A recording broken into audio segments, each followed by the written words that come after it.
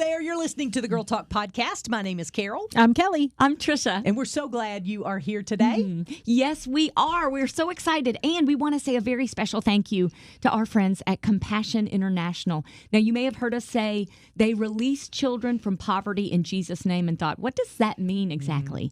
Well, it means that you have the opportunity to sponsor a little boy or a little girl anywhere around the world that is in extreme poverty right now, and you can rescue them, and they learn about Jesus. They get all their needs met, their different educational needs as well as their physical needs. But most importantly, they hear about Jesus. Their family hears about Jesus, and their community hears about Jesus.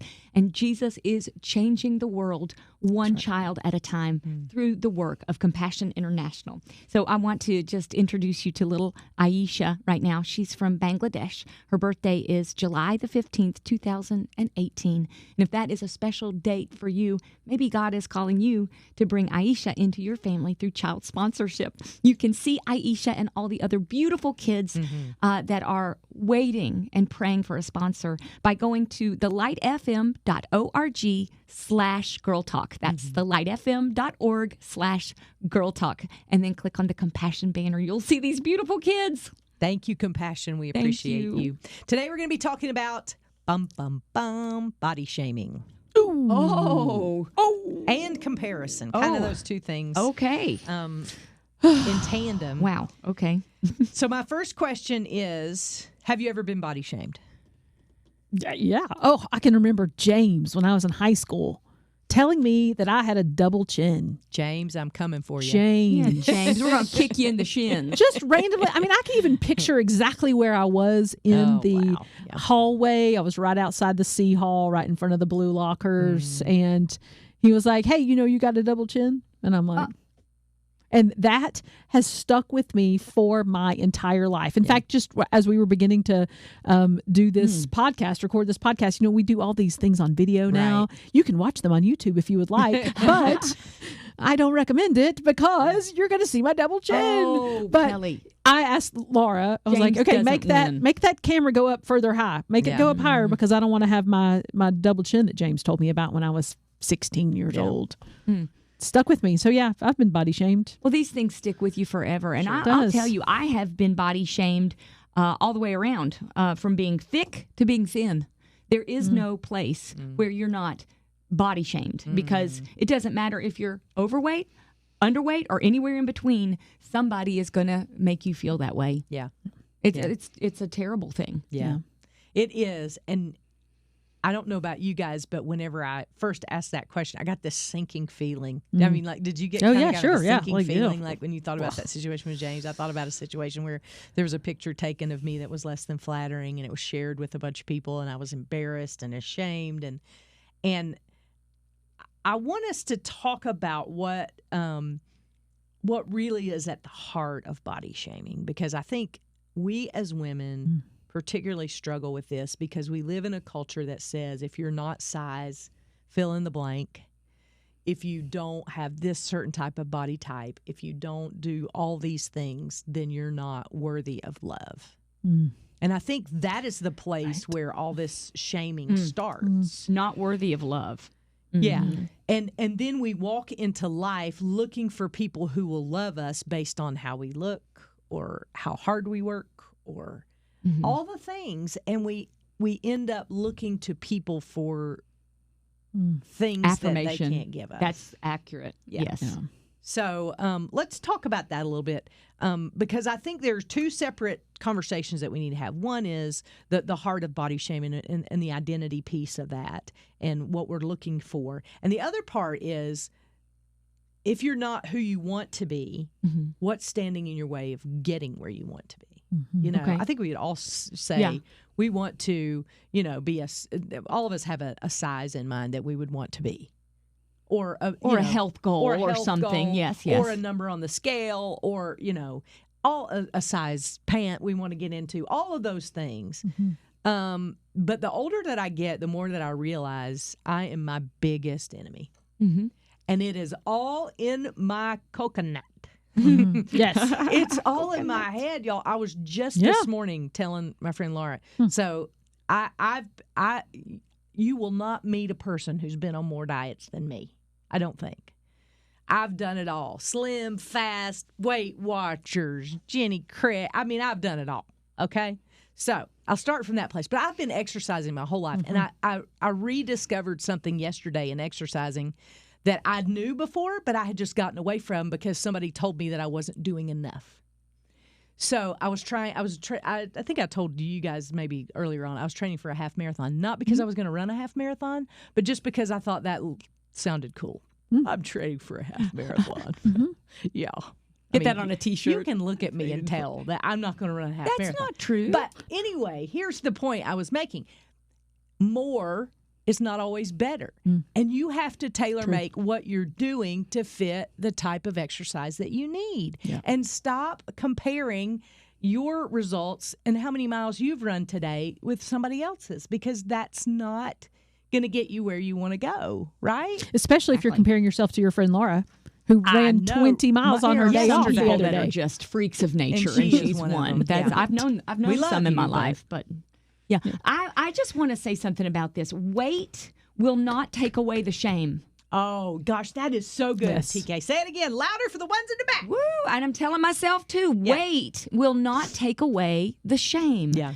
And I have been all numbers on the scale, including very anorexic, 86 pounds at some point. And when I was in college, my freshman year. That makes me want to hug you right 86. Now. Well, thank you. I'll take it. And I would stand at the mirror and I would put my feet together. And if any parts of my thighs touched, I would go do the stairs. I was very sick at a certain point. And praise God, I've been healed from that. But the number... The weight, this idea of your thighs not touching, it will not take away the deep shame that we put on our bodies, our poor little bodies. They can't handle it. Yeah. They can't handle the weight of what we're putting on them because there will never be a number where you go, I've reached it.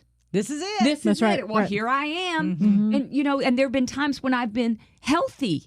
A healthy weight that I've liked. And I've still not been, well, all right, here we go. Yeah. Let's enjoy today. I'm just going to stay right here. I'm just going to enjoy this moment. Yeah. It's just not going to happen. We put so much pressure on ourselves about our bodies. Do you think that's cultural or do you think that's personal? I think it's both. Okay. I think it starts with culture and then we accept it.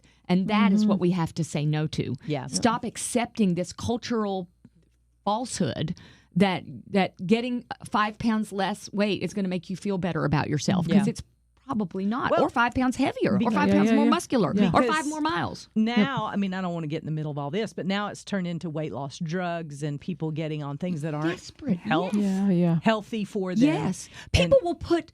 what do you call those things? The worms inside themselves? Parasites. They'll put parasites in themselves to eat food so that they can get thinner.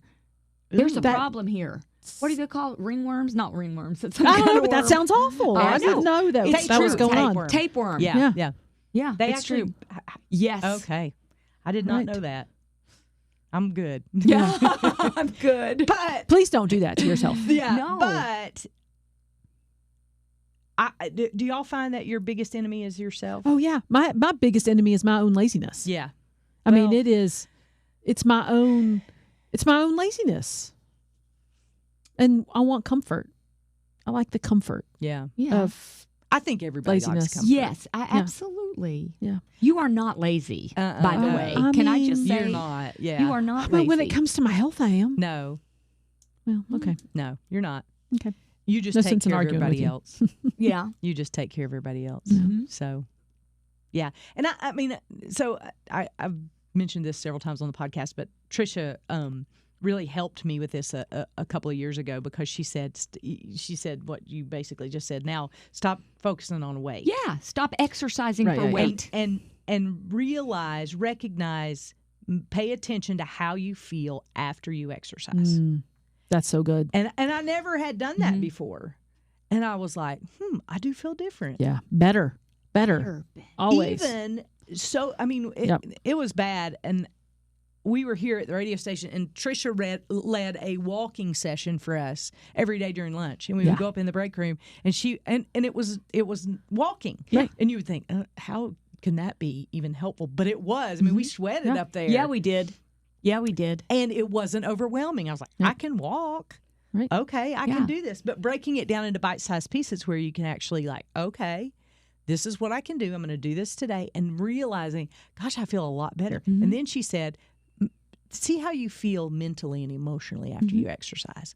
I'd never thought of it before because typically what culture will tell you is after you exercise that you are worn out and that you're tired and that you don't feel like doing anything else because you're so spent from going to the gym. The exact opposite is true. Right. You have more energy. You're more creative. Yep. Yes. And but you feel better emotionally. Let's all be real, too. Okay. The next morning, you might actually hurt. Yes. Your body is going to hurt the next morning after you exercise. But then the next morning, it's going to hurt less. And then the next morning, it's going to hurt less. And then sooner or later, it's not going to hurt. You're just going to have all the good benefits of the exercise. Have y'all read that... it's made its round on Pinterest and Facebook and all the social media, but it says basically that exercise is not a punishment. Yes. It's a reward. It's a reward. Yes. And we think that... Or it's a celebration of what your body can do. That's it. Yes. It's a celebration of what your body can do. Yes. And that right there is what we're talking about. It's about taking away the pressure of a number on a scale. That's not the reason you exercise. The reason you exercise is because you feel so much better. It is a celebration of what God has given you as a body. And you may not be able to do much exercise at the beginning, or you may not be able to do much at all. But whatever you can do, it is a celebration of the body that God's given you. And you can do that same thing that Carol was talking about. All you got to do is this. Before you exercise, how do you feel? 1 to 10. 1 to 10. 1 being terrible, 10 being great. How do you feel? Exercise. Do whatever it is that is considered exercise to you. Then ask yourself afterwards, how do I feel? And that can be physically and emotionally, spiritually. 1 to 10. Dollars to donuts, is that what you say sometimes? Yep. Yes. Dollars to donuts. You're going to go up at least 2-3 points, yeah. maybe more than that. The truth is not every single exercise session makes you feel good. Sometimes you don't feel that much better, but like 85% of them do. Right. You know? Right. You know what I like to do? I like to shadow box. Oh, yeah. And pretend I'm getting out all of my tensions and Billy Blanks. Billy Blanks. Yes. Tybo. Do you have those? I still have those on VHS, I think, somewhere. Yes, I do. Oh, yeah. I do. Yes. I have a DVD, Tybo. DVD. Because that was real popular. Oh, yeah. I was had the 80s, 90s. Master, the Tybo. I had it all. So good. But when everything. you can the ab rocket. Yeah. Especially if I had all of these. If you're really upset with somebody and you need to punch them, if you're having some I have to actually anger. make contact with somebody for it to work for me. Oh, yeah, okay. I do not volunteer for that job. No, not like somebody, but like something, like a punching bag. Okay, that's better because you said somebody. I'm sorry. Yes. Yeah. But when you take the medicine balls and you slam them down. Oh, yeah. Yeah. I love doing those. Or flipping a tire. Or something. I got to have some physical muscle behind it. Yeah. I can't just of box into energy. the air. Right. Yeah. So I think the point that we're making is do whatever you can do. Yeah. Start moving your body. If you're not where you want to be, try setting some goals. I'll go back to this just because it's helped me so much. Atomic Habits by James Clear. It's not a Christian book. It's a book about your habits. And it gives you the science behind why we do what we do. You do things every day without even thinking about it. For example, brushing your teeth, I hope. Or taking a shower. Or checking you think about it. There are habits in your life that you don't even think about. They're automatic. Try putting a habit with the habit that you already do. So saying something like this. Yeah. Before I go to bed, I'll do 10 push-ups. Or 5 push-ups. Or 1 push-up. And so when you get ready for bed, you do your 1 push-up, you get in the bed. The next night, you do your 1 push-up. Yep. You may do 1 for a while, and then you're like, I could do more push-ups, and so you try 2. Then that becomes an automatic habit tied to something in your life, and you're able to build in these habits that actually get you where you want to go. He says, every day you're casting a vote to the person that you want to be. And that just so resonated with me. I was listening to it on Audible, and I stopped it, and I was like, I'm going to need a minute, James. Just give me a minute. But if you think about yourself, what vote are you casting to yourself about the person you want to be? I have to be honest with you, for probably 51 years of my life, I've been casting some pretty mean votes. And not in the affirmative, But when I started thinking about it like that, exercise didn't become another thing to put on my checklist. It became something to invest in myself. Yeah. And I don't think we think about investing in ourselves. We think about investing in our kids, investing in our marriages, investing in the girls in our Bible study, investing in our churches, investing in our homes. But we don't think a lot about investing in ourselves. And exercise is one of those things that continues to pay dividends even after you're done. Yeah. Carol, right along with that, our actions, guys, are tied to our thoughts. Yeah. Oh, yeah. Oh, And sure, so it's how you're thinking about it that's going to determine whether you do it or not. Yeah. So if you can change the way you're thinking about your body, about exercise, about the healthy habit that you'd like to start, if you change the way you're thinking about it, you're likely going to change the fact that you're going to do it. You're going to want to do it. Oh, yeah. So I thought about two things. Yeah. You said earlier that exercise is a celebration about what our body can do. I wrote down on my piece of paper, exercise is a party. There you Yeah. go. You love parties. I'm going to change my is mindset. good. Exercise And is you're a the You need to host get party. a T-shirt that says Yeah. exercise is a Exercise party. is a and party. I'm the hostess. That's There you right. go. And then the other thing was sticker charts. If I had like a sticker chart, Oh, you like need a little habit a tracker. little habit Yes. tracker Yeah, yeah. sticker chart that had like smiley faces, and I get a smiley face for every day that I exercise. That would be really motivating for me. I used to do that with Weight Watchers. They had great hackers, habit those too, trackers. but- Yeah, Yeah. But yeah, water, vegetable, fruit. I like like that. check Yeah, that's boxes. good. Yeah. especially check boxes where there's a smiley face and a party. My daily planner has that in it. And No, so that's a good So idea. you break Yeah. it down into days, and then at the end of the week, you're like, how many times did I accomplish the goal that I set? And so if you made it, if your goal is to exercise 3 times a week and you make it one time, of course you make 30% of your goal, 33%, however you want to divide that up. But like I started setting goals based on a quarter. So I would say this was just me. You don't have to do this, but I would say I want to exercise 78 times a quarter. Now that seems like a lot when you first talk about it. Well, when you talk that's 3 months. So that's 90 days to exercise 78 times. I'm overwhelmed already. But you break that down into weeks. Yeah. That's basically 12 weeks. Yeah. What you're both talking about is you find the thing that works for you. Right. Change your Find the thing that paradigm. works for you. Is Yeah. it a smiley face? Is it a numerical goal that excites you? And boil it down smaller. Yeah, even yeah. smaller. Yeah.